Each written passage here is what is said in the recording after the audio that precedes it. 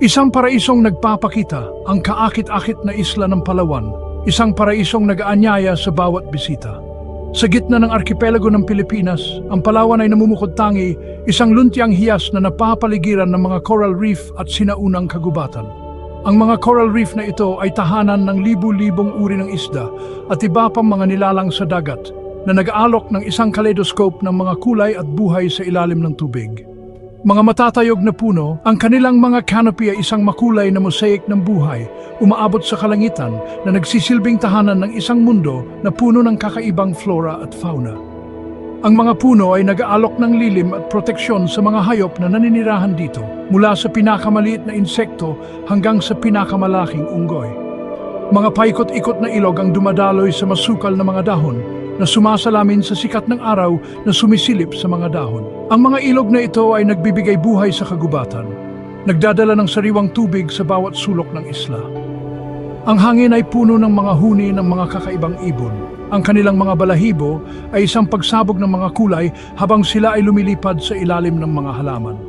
Ang mga ibon na ito ay nagbibigay ng musika sa kagubatan, isang walang hanggang simponya ng kalikasan.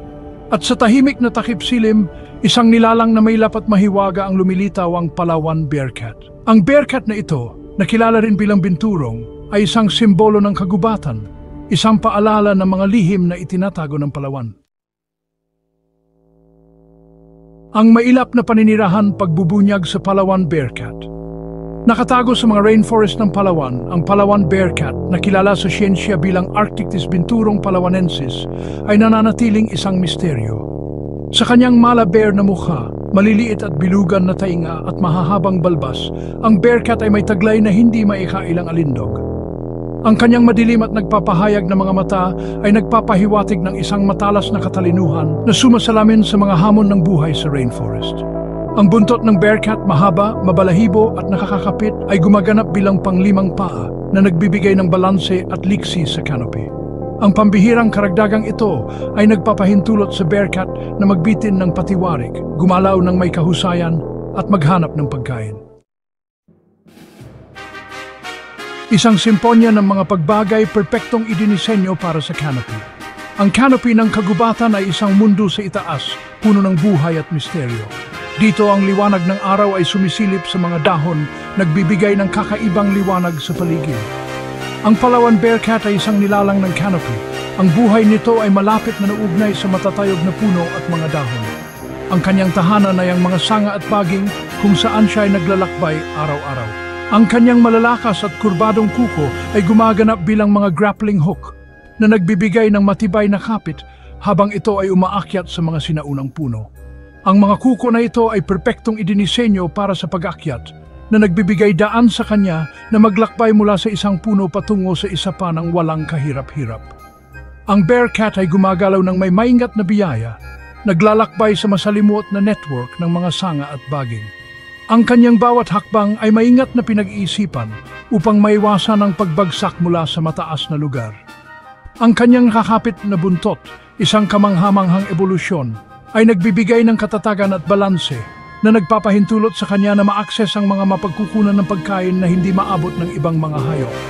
Ang buntot na ito ay hindi lamang para sa balanse, kundi pati na rin sa pagkuha ng pagkain at paghawak sa mga sanga.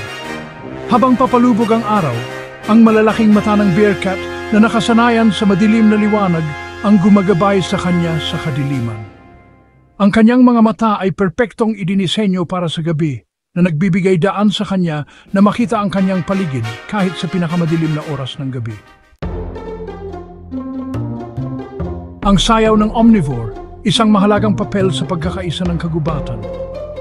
Ang Palawan bearcat ay gumaganap ng isang mahalagang papel sa maselan na balanse ng ecosystem ng rainforest. Ang kanyang presensya ay mahalaga sa pagpapanatili ng kalusugan ng kagubatan.